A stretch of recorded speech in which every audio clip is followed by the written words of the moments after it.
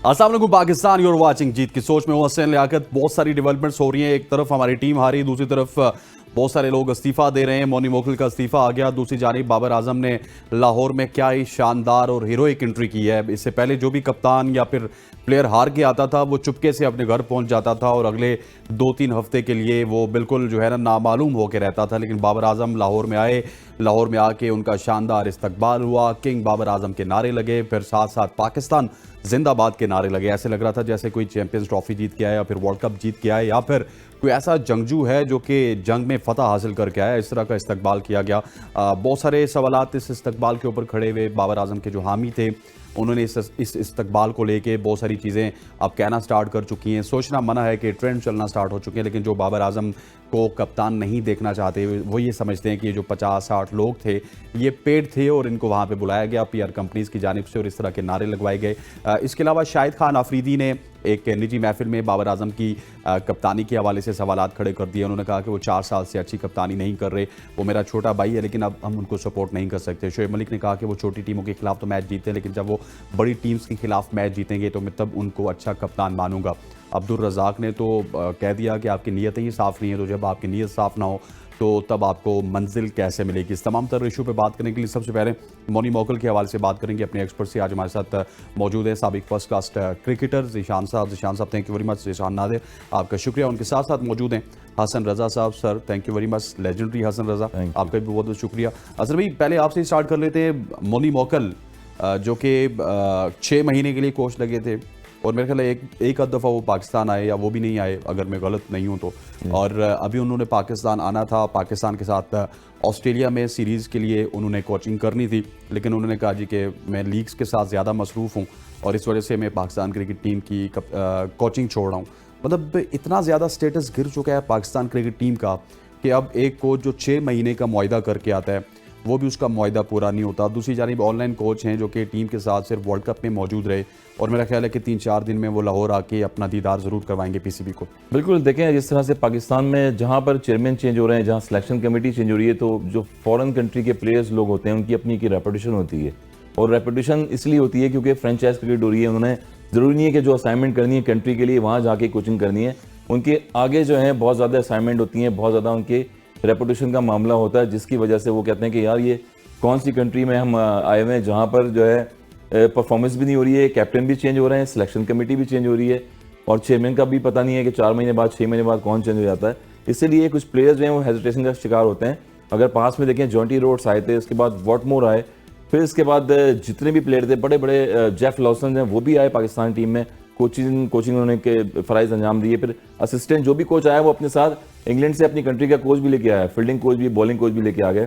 तो पाकिस्तान में इतने सारे प्लेयर्स, उन्होंने यहाँ पे आके गपशप भी तो मारनी होती है ना। देखिए गपशप तो मारनी होती है, तो फिर दूसरे भी जो यहाँ पर रह रहे हैं जिनका बैड एंड बटर यहाँ पर है, जिनको अगर आप पेंशन दे रहे हैं 60 साल की उम्र में, उनको क्रिकेट में जिंदा रखते हुए उनको तो चांसेस दे दें जिन्होंने क्रिकेट को पाकिस्तान की सर्व किया हुआ है। बहुत सारे प्लेयर्स इतने टैलेंटेड गुजर चुके हैं पास में हमारे।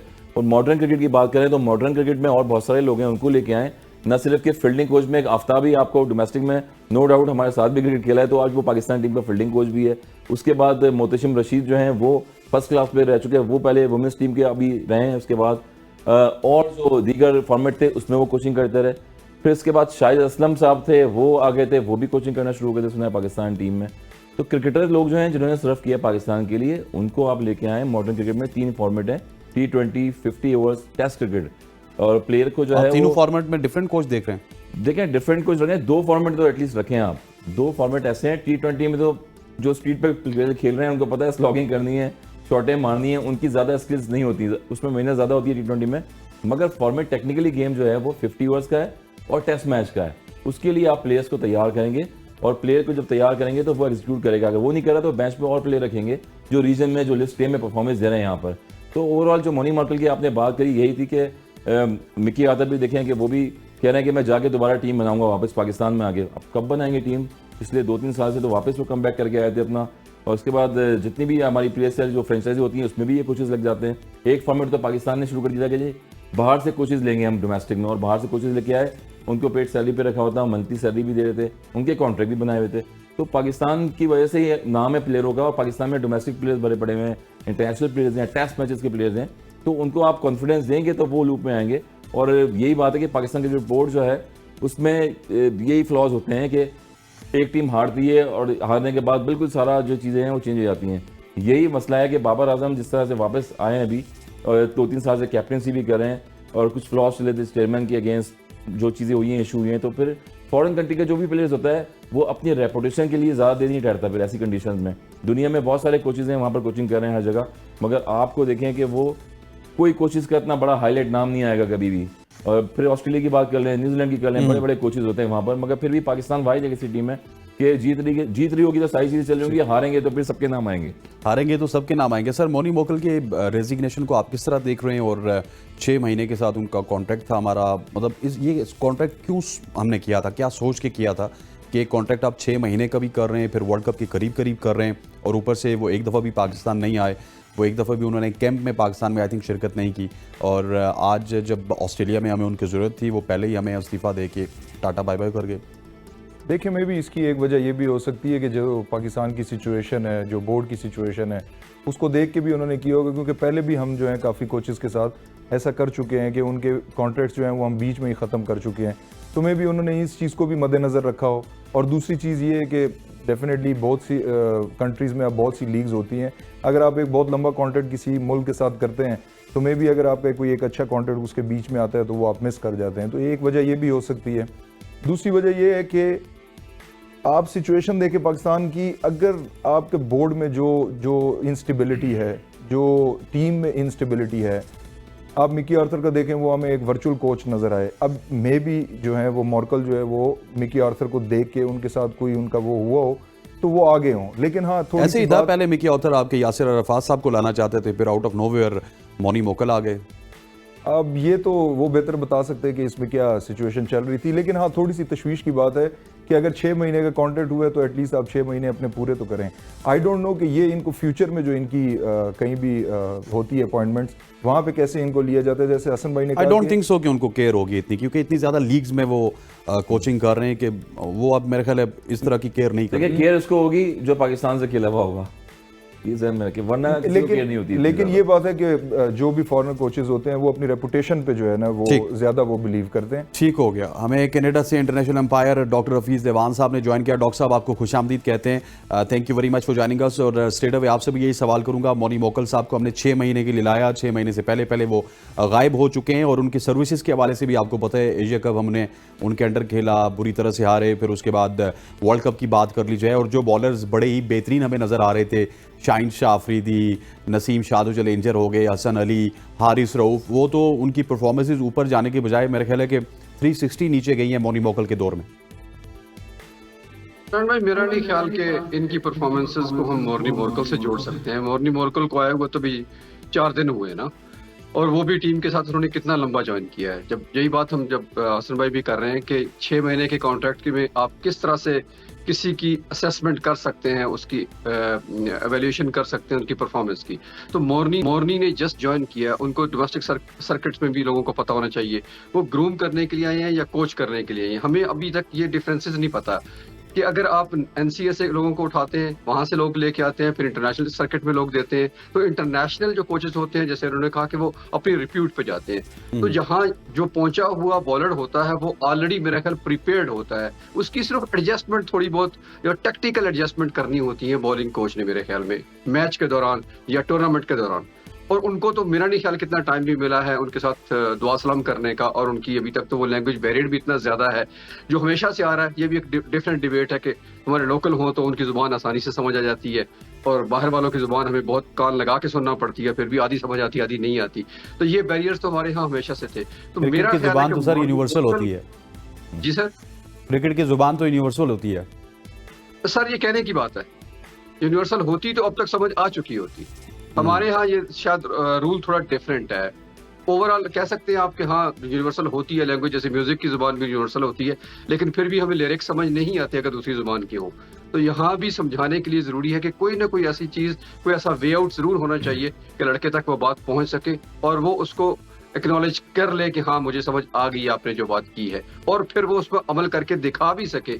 तो मेरा ख्याल है कि ये एक दरमियान में जो कोऑर्डिनेशन या इंटीग्रेशन का मामला है ना, उस पे मोर्नी मोरकल को ब्लेम करना मेरा नहीं ख्याल कि दुरुस्त होगा, बल्कि उनका फैसला किसी हद तक जहां इंतजाम नहीं तो सर, अगर मॉर्नी मोकल को ब्लेम करना दुरुस्त नहीं होगा तो मेरा ख्याल है कि बोर्ड को ब्लेम करना फिर ज्यादा दुरुस्त होगा कि इनसे पहले जो बॉलिंग कोच थे उनको कंटिन्यू करवाते कम से कम वर्ल्ड कप तक। किसी भी कोच को लाया जाए तो उसको एक खास टेन्योर देना चाहिए। ये दोनों के दरमियान में अजीब सी रिफ्ट पड़ी रहती है, बोर्ड के दरमियान में, लोकल कोचेस और फॉरेन कोचेस के दरमियान में, कि किसको किस वक्त हटा दिया जाए और मुझे वहां पे ला दिया जाए।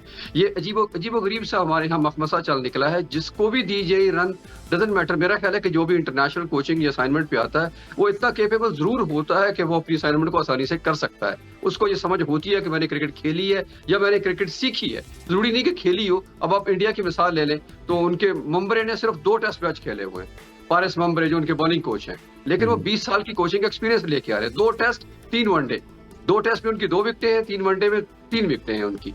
और जब उनकी राठौर को देखते हैं तो 6 टेस्ट और 7 वनडे, उसके साथ दिलीप है, उनके सारे लोकल कोचेस हैं। लेकिन उनकी क्रिकेट, अपनी क्रिकेट कोई नहीं खेले हुए, खास में बहुत थोड़ी खेले हुए उसके लिहाज से अगर देखा जाए। लेकिन उनकी जो है अपनी कोचिंग असाइनमेंट्स या कोचिंग एक्सपीरियंस कह लें उनको, वो एक बेहतरीन है और अपनी टीम को लेकर चल रहे हैं। मेरा ख्याल है कि ऊपर राहुल द्रविड़ भी बैठे हुए, उनका भी एक बड़ा किरदार होगा। मैं इनके सवाल का जवाब दे दूं। देखिए बात सुने, हमारे यहाँ मैंने अभी पहले ही बताया कि पाकिस्तान में बहुत सारे लेजेंडरी क्रिकेटर जो हैं वो क्रिकेट खेल चुके हैं और बहुत क्वालिफाइड भी हैं। लेवल 3 भी कर लिया, किसी ने लेवल 4 भी कर लिया। जितना रिसोर्सेज हो सकती थी as a according to the law उन्होंने किए भी हैं। मगर मसला ये है कि हमारे यहाँ ऑनलाइन कोचिंग जो है ना कोई नहीं करता। इसलिए नेचुरल क्रिकेट के ग्राफ है हमारे पास, नेचुरल क्रिकेट खेलते हुए हम लोग आए।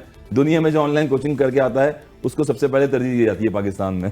ठीक हो गया। हसन भाई, आपसे थोड़ा सा सवाल कर लेते हैं, डॉक्टर साहब की तरफ भी चलेंगे फिर।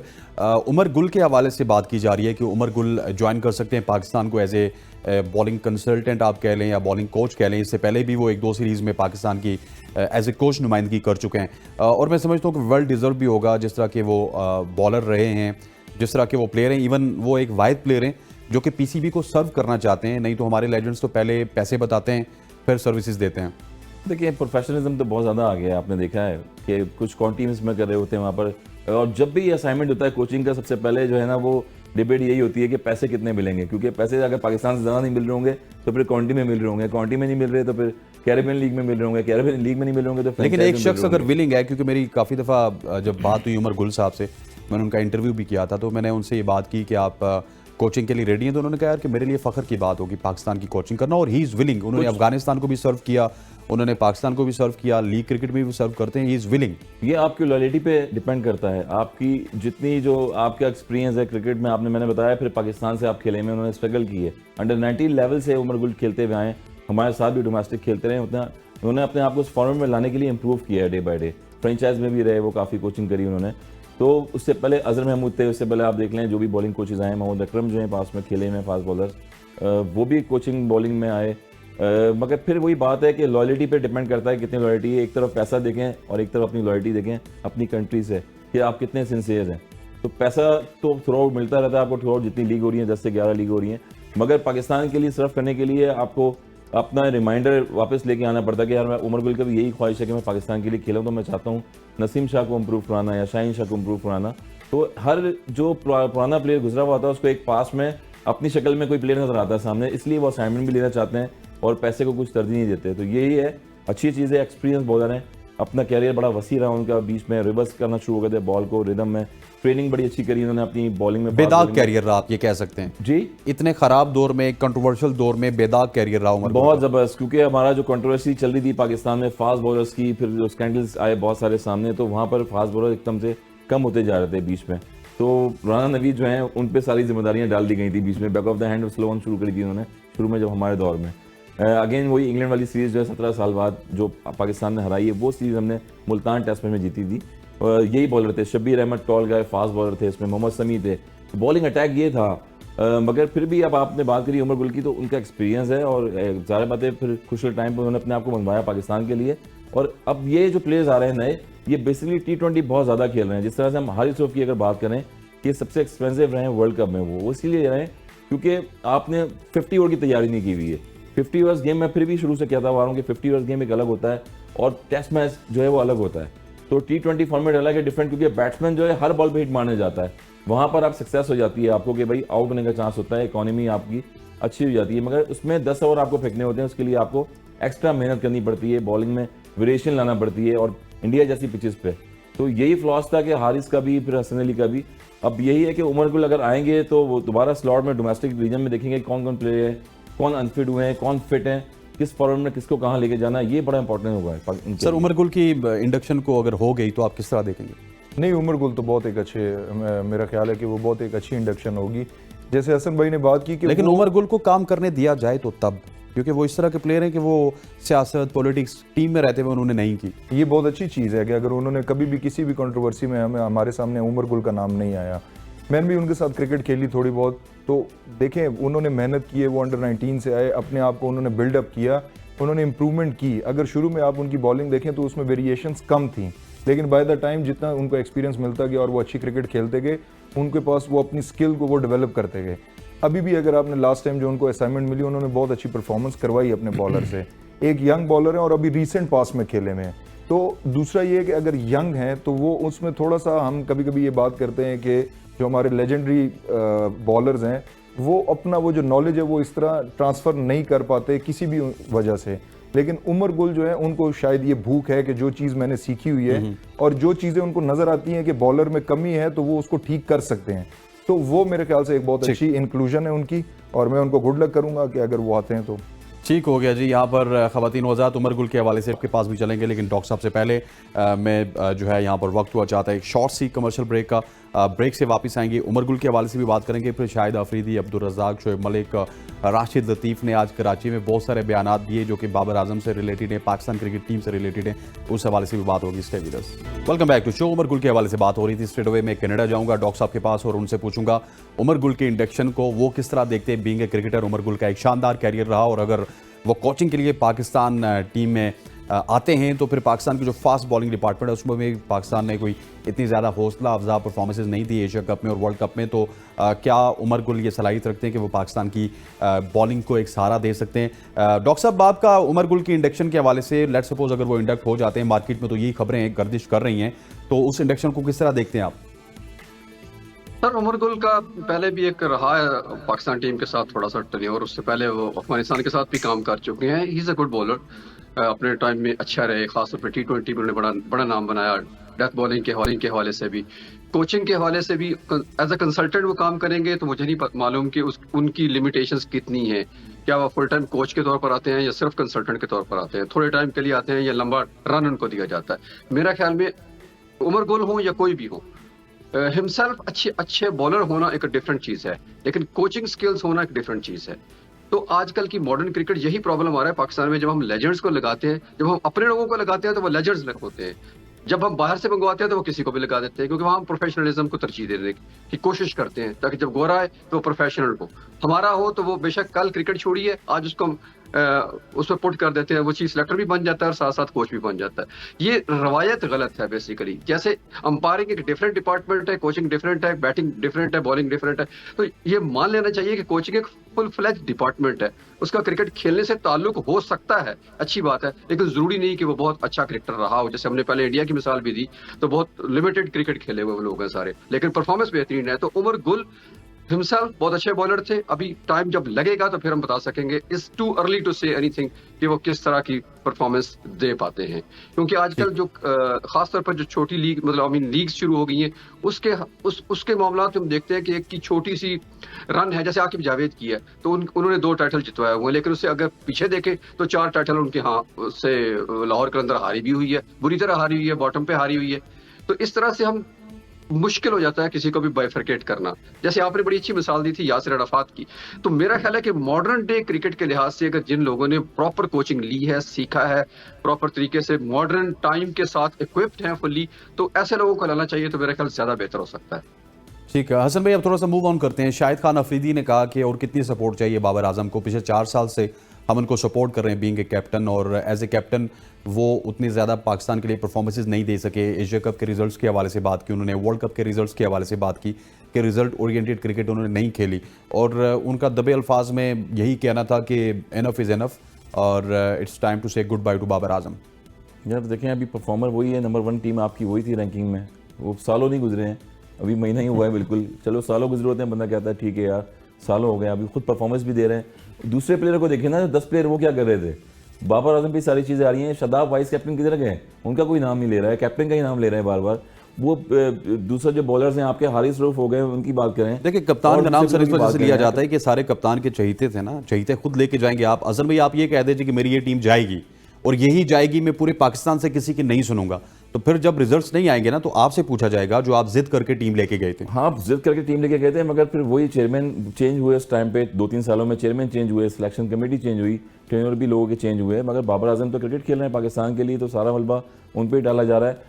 फिर दोबारा आप कैप्टन किसको बनाएंगे बताएं? ना किसी ने ग्रास रूट लेवल पे कैप्टनसी की होगी, ना किसी ने फ्रेंचाइज में की हुई है, और फिर फ्रेंचाइज में भी की हुई होगी। अब वही वाली बात है कि पाकिस्तान में अगर जीते होते ये मैच तो अभी बाबर आजम बाबर किंग चल रहा होता। उसके नहीं, बाद- बाबर किंग तो अभी भी चल रहा है, उसके ऊपर भी आएंगे। हाँ, उस पर भी आएंगे। फिर हमने मिसालें दी हुई हैं कि देखें वही रोहित शर्मा कैप्टनसी कर रहे हैं वहाँ पर टीमों में, दूसरे और कैप्टन भी वहाँ पर कैप्टनसी कर रहे हैं।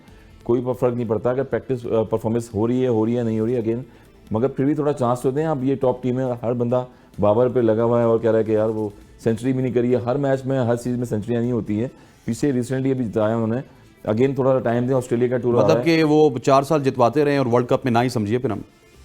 वर्ल्ड कप में ना ही समझे, मगर ग्रास रूट लेवल पे भी देखें ना। मुझे लगता है सर बाबर आजम की आपको कॉल आई है, नहीं, मुझे कॉल नहीं आई है किसी बहुत की भी। पॉजिटिव हुए हैं आप।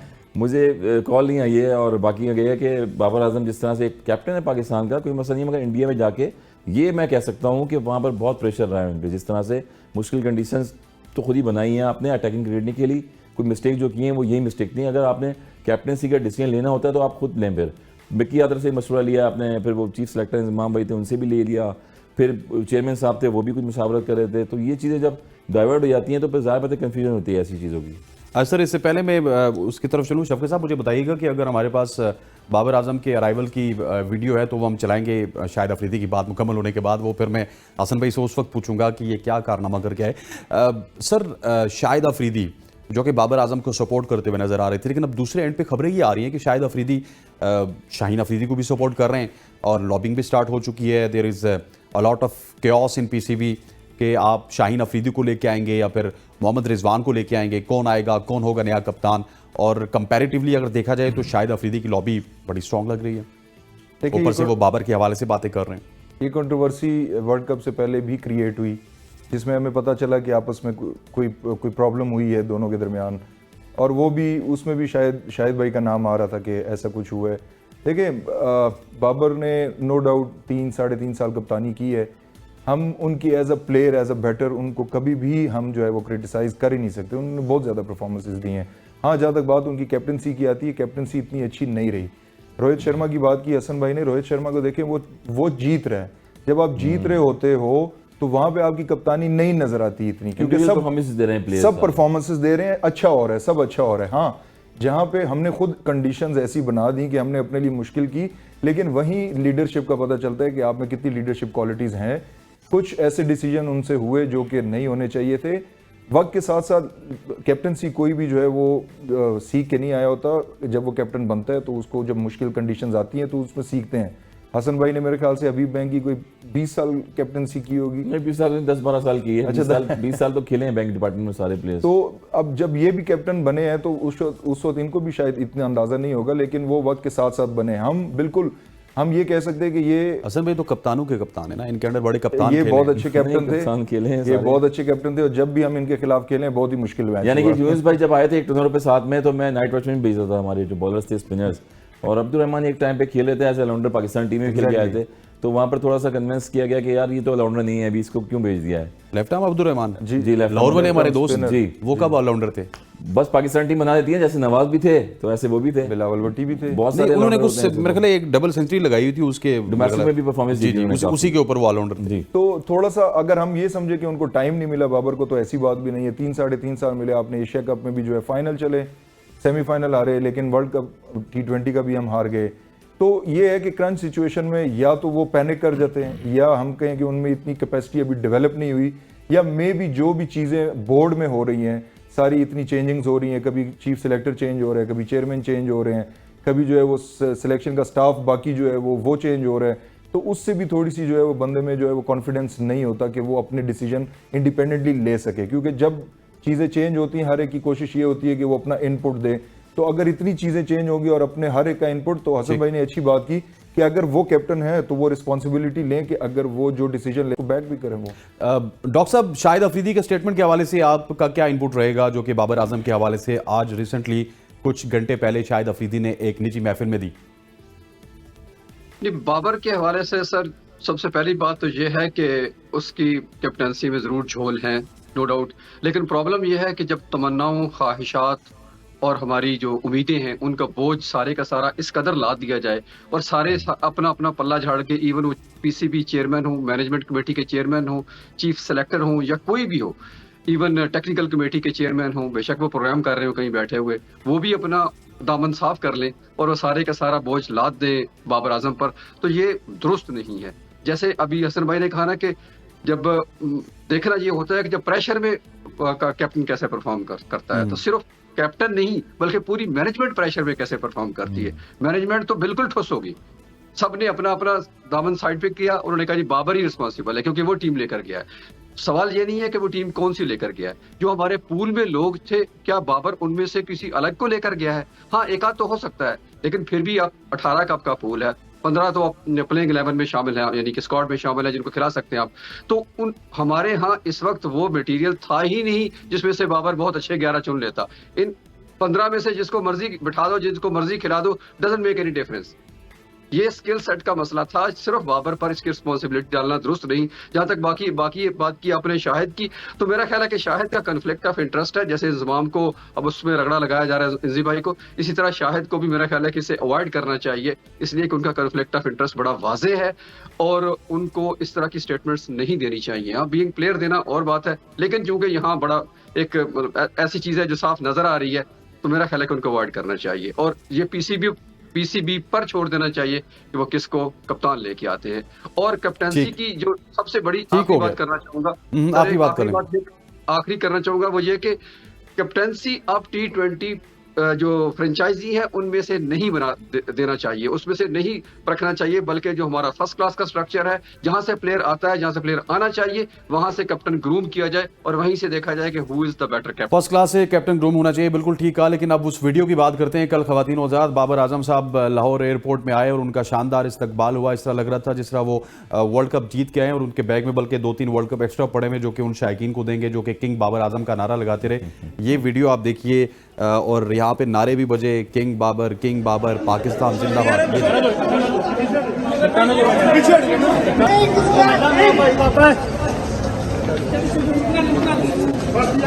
बाबर किंग भाईजान, अब चलो ना यार, चलो।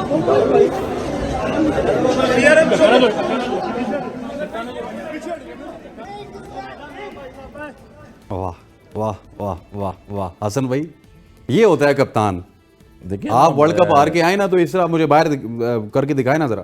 देखिए वर्ल्ड कप हार के देखिए पाकिस्तानी कितने इंप्रूव हो गए हैं कि वर्ल्ड कप हारने के बाद भी कहते हैं पाकिस्तान जिंदाबाद, बाबर किंग। ये तो शुक्र है ना, वापस आ गए। 99 में वर्ल्ड कप भी तो हारे थे इंग्लैंड में, वापस ही नहीं आते लोग। वो वर्ल्ड कप का फाइनल आप हारे थे, यहाँ पे हम अफगानिस्तान से भी आ रहे हैं, हम हर टीम से हार के आए वापस। वही मिस्टेक है ना, फिर प्लेयरों की मिस्टेक है इसमें, प्लेयरों की नहीं सर, आप मेरा क्वेश्चन नहीं गेट कर रहे, मेरा क्वेश्चन नहीं गेट कर रहे कि क्या कप्तान को इस तरह का, किसी कप्तान को इससे पहले इस तरह का इस्तकबाल मिला कि आपकी टीम ग्रुप स्टेज से ही बाहर हो गई और बाबर किंग के नारे लग रहे हैं, पाकिस्तान जिंदाबाद के नारे लग रहे हैं? ऐसे बेटर तो है पाकिस्तान जिंदाबाद और पाकिस्तान के लिए नंबर 1। नहीं सर, नारे क्यों लग रहे हैं? नारे अब फैन फॉलोइंग है लोगों की, लोग हैं एक्साइटेड होते हैं बहुत ज्यादा यार। ये लोग जब हमारे साथ बात करते हैं तो ये लोग कहते हैं इसको निकालो, बाहर फेंको, उसको सिर्फ एज ए बल्लेबाज खिलाओ, और यही लोग अब नारे मार रहे हैं। देखिए दोनों चीजें होती हैं, हारे अब आप हारे हैं, हार के आए तो ज़ाहिर बात है फिर तो फ्लॉस तो निकलेंगे ना। अच्छी चीज जो है बाबर आजम पे जो प्लेयर हैं, लेकिन आप मानेंगे फिर बाबर ब्रांड है? फिर ब्रांड तो बिल्कुल है, नो डाउट। मैं बिल्कुल दुनिया के सामने कहूंगा ब्रांड है। इंडिया में ये मुझे ये बताएं हसन भाई उसको ब्रांड कहते हैं? विराट कोहली की फैन फॉलोइंग ऐसे बाबर आजम की भी सर ठीक है, मान लिया, लेकिन सर ये भी खबरें चल रही हैं कि ये 40-50 लोग, क्योंकि वो एक अलग गेट से बाहर आए थे, ये 40-50 लोग पेड हैं, दिहाड़ीदार लोग थे जिनको ये बताया गया था। वो तो हर दौर में कैप्टन जिनको देखें आप नारे हर बंदे लगाते हैं, जिनको बताया गया था कि नारे आपने बाबर किंग के लगाने हैं, बाहर निकलेगा तो बॉबी किंग के लगाने हैं, पाकिस्तान जिंदाबाद के लगाने हैं। हम ये नहीं कह सकते कि वो हमारे एक प्लेयर हैं, हमारे मुल्क का एक फ़ख्र है, क्योंकि उन्होंने इतनी परफॉर्मेंसेस दी हुई है। नो डाउट आप उनको ब्रांड समझें या ना समझें, ये हम पे डिपेंड करता है कि हम लेकिन उनको सर कितना- इस लम्हे पे ऐसी वीडियो जारी करना क्या बनता था? इससे ये तो पहले फिर- जब ये हार के आते थे तो चुपके से घर चले जाते नहीं, थे। ये तो फिर इस दफा पहली दफा उनको पता था कि मुझे कप्तानी से हटाया जाएगा, शाहीन अफरीदी मेरे खिलाफ है, रिजवान मेरे खिलाफ है, शाहिद अफरीदी मेरे खिलाफ है, वीडियो आ गई। देखिए ये बहुत ही पर्सनल हो जाएगा क्योंकि हमें नहीं पता कि ये उन्होंने बुलवाए हैं नहीं बुलवाए हैं, उनकी पीआर कंपनी ने बुलवाए हैं नहीं बुलवाए हैं। लोगों का प्यार है उनके साथ, वो एक बहुत अच्छे बैटर हैं, इसमें कोई दो राय नहीं ग्रुप है। तो बने होते हैं ना, कैप्टन को लाने में भी ग्रुप बने होते हैं और कैप्टन को हटाने में भी ग्रुप बने होते हैं। वो तो डेफिनेट सी हाँ, बात तो ये है। क्रिकेट में होता है, ये अभी से नहीं है, पास से बहुत ये चलता तो हुआ आ रहा है। ये तो हमेशा से होता रहा है। आपको 2003 का वर्ल्ड कप याद होगा, वसीम भाई और वकार भाई की आपस में जो है वो खटपट चल रही थी कि कौन कैप्टन बनेंगे। कैप्टन बनेंगे। 10 दिन पहले जो है विकी भाई को कैप्टन बना के जो है वो भेजा गया और उस वक्त भी पूरी टीम डिवाइडेड थी, आधे लोग वसीम भाई के साथ थे, आधे लोग विकी भाई के साथ थे। लेकिन वहां पे जाके पेप्सी के वक्फे सबने किए थे। वो सब ने किए, लेकिन हम जो है वो लीग में ही बाहर हो गए, हम आयरलैंड से भी हार गए और बहुत बुरा हाल हुआ हमारा। क्यों? क्योंकि वो टीम डिवाइडेड थी। यहाँ पे भी जाने से पहले भी आपको ये कंट्रोवर्सीज नजर आई, मैच वहां पे जब टीम थी तब भी आपको लड़ाई झगड़ों की वो खबरें आती रहीं। यहाँ पे क्या हुआ, किसने किया, कैसे किया, ये हम यहाँ पे फैसला नहीं कर सकते। अच्छा डॉक्टर साहब आपकी तरफ आता हूं, मुझे ये बताइएगा कि बाबर आजम इससे पहले भी 2 वर्ल्ड कप्स में 2 एशिया कप्स में शिकस्त खा के वतन वापस नहीं आए थे, दुबई चले गए या फिर आए भी तो बड़े चुपके से वापस अपने घर आए, घर की वीडियो रिलीज की। लेकिन इस बार क्योंकि उनको लगता है कि लॉबी बड़ी स्ट्रांग हो चुकी है, कुछ साबिक क्रिकेटर्स उनके खिलाफ हैं, ये वीडियो रिलीज करवाई गई या जो भी किया गया, लेकिन बड़ा शानदार इस्तकबाल हुआ उनका। इस तरह लग रहा था जिस तरह ट्रॉफी जीत के आए। अच्छा थोड़ा अनफॉर्चुनेट है इस तरह, मतलब अगर ऐसी परफॉर्मेंस के साथ जब नारे लगेंगे तो उस पर सवाल तो उठेंगे। बेशक हम कह लें कि उनकी फैन फॉलोइंग है, बहुत अच्छा है, सब कुछ अच्छा है, ऐसा पहले कभी नहीं हुआ कि जब भी टीम हार के आती है तो कुछ ना कुछ उस पर क्रिटिसिज्म होता है, लोग वहां पर खड़े होकर तानो तशनी भी कर रहे होते हैं बल्कि। लेकिन ये इस तरह जिंदाबाद के नारे, चलो पाकिस्तान जिंदाबाद तो बहुत अच्छी बात है, होना भी चाहिए, लेकिन यहाँ तक है कि अब पर्सनल लेवल पे उनके ज़ाती परफॉर्मेंस भी काफ़ी लो रही और ओवरऑल कैप्टन के तौर पर भी उन्होंने कोई खास परफॉर्म नहीं किया, तो कुछ ऐसा हो जाता है। कहा जाता है आजकल तो सोशल मीडिया का दौर है, वहाँ पर मतलब लोगों को इकट्ठा करना कोई इतना मसला नहीं हो, 40-50 लोगों का एयरपोर्ट के आसपास इकट्ठा करना तो मेरा नहीं ख्याल तो मुश्किल काम है। तो मैं ये तो नहीं कह रहा कि पेड मुहिम है, लेकिन कुछ ऐसे आजकल चीज़ें चलती हैं तो हो सकता है कुछ इसका हिस्सा हो, क्योंकि आजकल जिस तरह की लॉबीज चल रही हैं तो चूंकि साबिक क्रिकेटर्स बाबर की सपोर्ट में बहुत कम आ रहे हैं, तो हो सकता है कि उनको लगा हो कि मैं पब्लिक की अपने साथ ले लूं सपोर्ट, ताकि लोगों को लगे कि नहीं भी पाकिस्तान तो 25 करोड़ तो मेरे पीछे खड़े हुए हैं, शाहीन के पीछे तो सिर्फ शाहिद हैं और या रिजवान के पीछे पता नहीं कौन है, आई डोंट नो, अब फ्रेंचाइजीज हैं या कौन है। ये अजीब सी खिचड़ी पक गई है सर, समझ नहीं आ रही कि ठीक हो गया डॉक्टर साहब, यहाँ पर वक्त हुआ चाहता है एक शॉर्ट सी कमर्शियल ब्रेक का। ब्रेक लेते हैं, वापस आते हैं, बात करेंगे शोएब मलिक और अब्दुल रज़ाक के बयानात के हवाले से, और जो बयानात उन्होंने दिए हैं उनके हवाले से भी बात होगी, और फिर कप्तानी के हवाले से भी बात होगी, कप्तानी के फ्यूचर के हवाले से भी बात होगी। Stay with us. Welcome back to show. अब बात करेंगे शोएब मलिक के हवाले से, जिन्होंने बाबर आजम की कप्तानी के हवाले से सवालात उठा दिए हैं और उन्होंने कहा कि मैं बाबर आजम को कप्तान तब मानूंगा जब वो बड़े टूर्नामेंट में या बड़ी टीम्स के खिलाफ जीत कर बताएंगे। इससे पहले बाबर आजम ने जितनी भी परफॉर्मेंसेस दी हैं वो छोटी टीम्स के खिलाफ दी हैं, अगर बड़ी टीम्स के खिलाफ देंगे तो मैं भी और पूरी दुनिया भी उनको मानेगी। हसन भाई, शोएब मलिक भी इन एक्शन नजर आ रहे हैं, शोएब मलिक के सारे एक्शन नजर आ रहे हैं इस वर्ल्ड कप में। पाकिस्तान के लिए बोर्ड भी एक्शन नजर आ रहा था, प्लेयर वहां पर खेल रहे थे और पीछे बैक सर 3 साल शोएब भी तो रहे ना, ये भी तो देखिए ना जी, 3 साल किसी ने छेड़ा नहीं बाबर आजम को। बिल्कुल किसी ने नहीं छेड़ा। हमने बताया कि नंबर 1 टीम रही, मगर खेले गलत हैं बेसिकली। कैप्टनसी के डिसीजन जो होते हैं वो लेना वो डिसीजन तो वहाँ पर थे, इंडिया का प्रेशर था। अगर ये ऑस्ट्रेलिया होता या दुबई में खेल रहे होते तो वहाँ डिफरेंट कंडीशंस होती, मगर कंडीशंस बड़ी टफ थी यहाँ पर। वो फिर वर्ल्ड कप में आप गए हैं, आपके पास तैयारी नहीं थी। पिछले आप 2 दिन पहले 3 दिन पहले एक बल्कि हफ्ते पहले एशिया कप हुआ है, इसके बाद फिर श्रीलंका में आपने 2 टेस्ट खेले हुए थे, 2 दिन पहले आए और आप वापस चले गए श्रीलंका में। गेम प्लान नहीं था आपका 50 ओवर्स का, फोकस 2020 पे था, जिसकी वजह से फ्लॉज हुए। और फिर सारे लोग अपनी अपनी जो है वो फोकस तो अभी भी 2020 पे है, 14 महीने बाद हमारा ओडीआई है। हाँ बिल्कुल, 14 महीने बाद ओडीआई है, दोबारा फ्रेंचाइज भी हो रही है, अभी ड्राफ्टिंग शुरू हो गई है। मगर स्पिनर्स कहाँ गए? स्पिनर्स भी तो लेके आए हैं आप। इतने सारे स्पिनर्स जो हैं डोमेस्टिक में खेल रहे हैं, परफॉर्म कर रहे हैं, वहाँ क्यों नहीं लेके गए? कुलदीप हैं और जिस तरह वहाँ पर जडेजा हैं, अश्विन देखें पूरे वर्ल्ड कप बाहर बैठे रहे हैं। कोई ना कोई तो प्लान बनाना था ना आपको। मेहरान मुमताज़ जो है बॉलर, थ्रू आउट बॉलिंग कर रहे हैं, वो बहुत ही टैलेंटेड बॉलर हैं। हमने जितने भी डोमेस्टिक में भी देखा है स्टैट्स निकाल के, तो थ्रू आउट बॉलिंग कर रहे हैं, वो हिट नहीं खाते हैं। वो आप फॉर्मेट में खिलाएं इनको। उसके बाद काशिफ भट्टी होते थे एक बॉलर, लेफ्ट आर्म स्पिनर, वो स्क्रीन से गायब हो गए। जफर गौर को आप कह रहे थे कि हम तैयार कर रहे हैं, जफर गौर लेफ्ट आर्म स्पिनर और काउंटी में कहीं खेल रहे हैं, गुम हो गए। तो कोई ना कोई जो प्लेयर ऐसा है कि जितनी डोमेस्टिक आप खिला रहे हैं 6 रीजनों में, तो आपको स्पिनर्स नहीं मिल रहा है, लेजेंडरी लोग आए हुए हैं।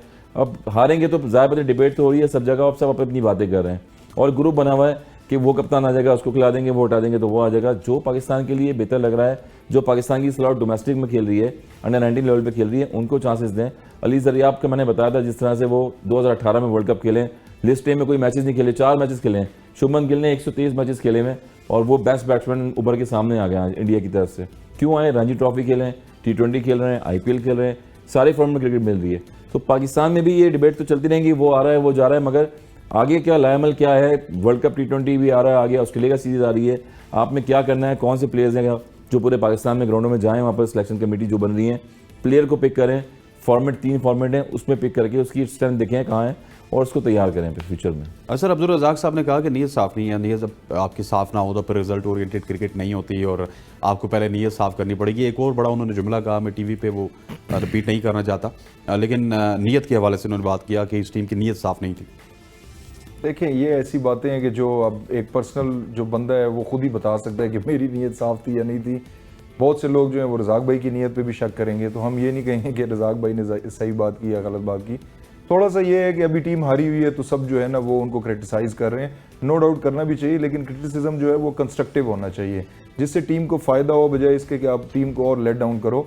ये बात बिल्कुल ठीक है हसन भाई ने कि आगे हमारे पास अभी ऑस्ट्रेलिया की सीरीज़ आ रही है, कोचेज़ डिज़ाइन दे रहे हैं, हमने जो है वो वहाँ पे जाके टेस्ट मैचेस खेलने हैं।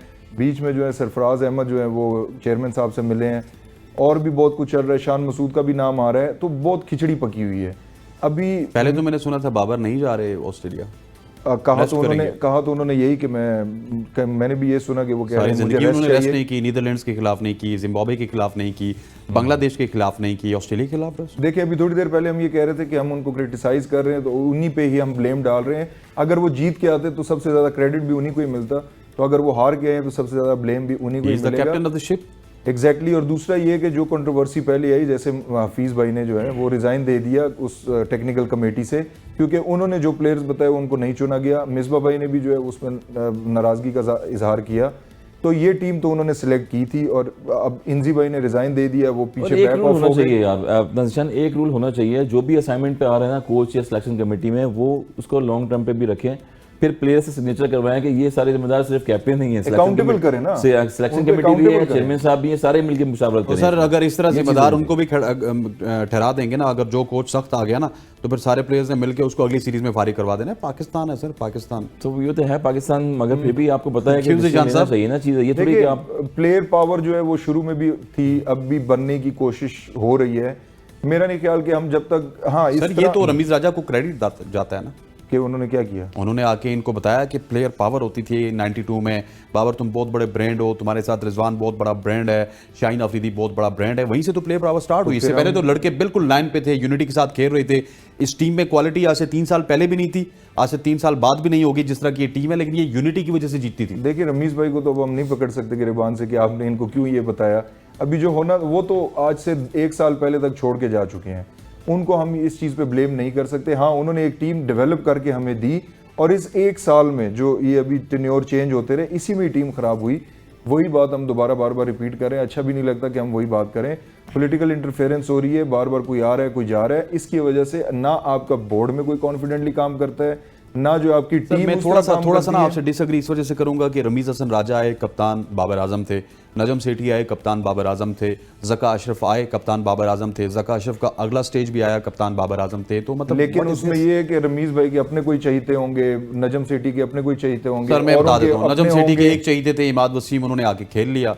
रमीज भाई के एक ही मुखालफत थी उनकी इमाद वसीम के साथ, उन्होंने इमाद वसीम को बाहर कर दिया। एक प्लेयर के आने जाने से फर्क नहीं पड़ना चाहिए। आपके नसीम शाह के जाने के बाद सारी आपकी बॉलिंग लाइनअप, देखिए, जब आप सिलेक्शन कमेटी चेंज करते रहते हैं, वो आपको अपनी कोई स्ट्रेटजीज बताते हैं। आप कोचेस चेंज करते हैं, वो आपको अपनी स्ट्रेटजी बताते हैं। बाबर आजम भी इंसान है।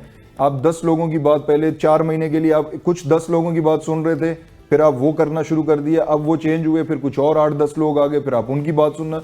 तो वो भी इंसान है, उनको भी टाइम चाहिए, नो डाउट। हम ये नहीं कहते कि उनको 3 साल 3.5 साल कैप्टनसी मिली, लेकिन अगर आप इतने ही कॉन्फिडेंट थे कि आप अपनी टीम लेके जा रहे हैं और आप अपने आप को इतना स्ट्रांग जाहिर कर रहे हैं, तो फिर आपको इन चीज़ों से फर्क भी नहीं पड़ना चाहिए।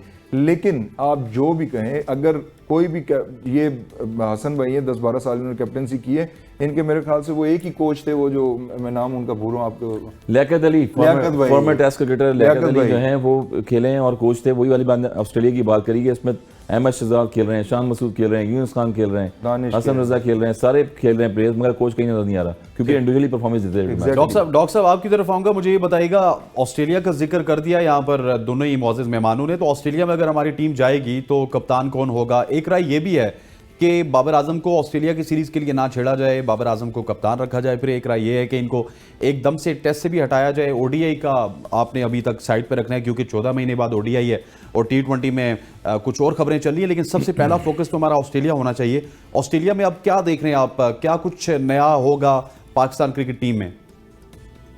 सर ऑस्ट्रेलिया में तो पहले भी कभी कुछ नया नहीं हुआ।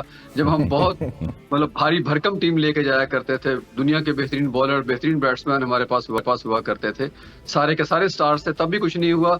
अब के तो खैर क्या होना है। तो मेरा नहीं ख्याल कि ऑस्ट्रेलिया सीरीज पे अगेन हम कोई बैंक कर सकते हैं, वो तो एक मेरे फॉर्मेलिटी होगी। कोई मौजूदाती तौर पर एक आध कोई जीत गए हम मैच तो वो ही काफी होगा हमारे बताने के लिए।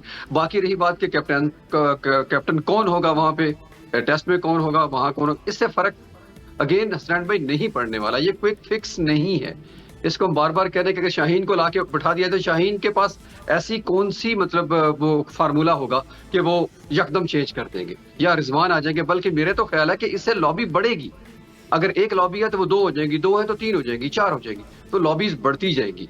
तो मेरा ख्याल है कि एथनिसिटी को भी डिस्कस कर लेना चाहिए। तो मतलब हम सारे हमारे ना हाथ पांव जलते हैं ना जहाँ कोई बात करनी पड़ती है, कि देखें कि अगर इस तरह से प्रॉब्लम ज्यादा क्रिएट होगा कि आप किसी एक ग्रुप को, एक एथनिसिटी को लाएंगे तो दूसरी को प्रॉब्लम होगा, दूसरी को नहीं लाएंगे तीसरी को प्रॉब्लम होगा। पहले ही एक हम कराची और लाहौर में डिवाइडेड रहे हमेशा, अरब सिंध और पंजाब में और केपीके में डिवाइड हो गए। तो पोल्स बढ़ते जा रहे हैं, डिवीजन बढ़ती जा रही है, क्रिकेट पे फोकस नहीं है।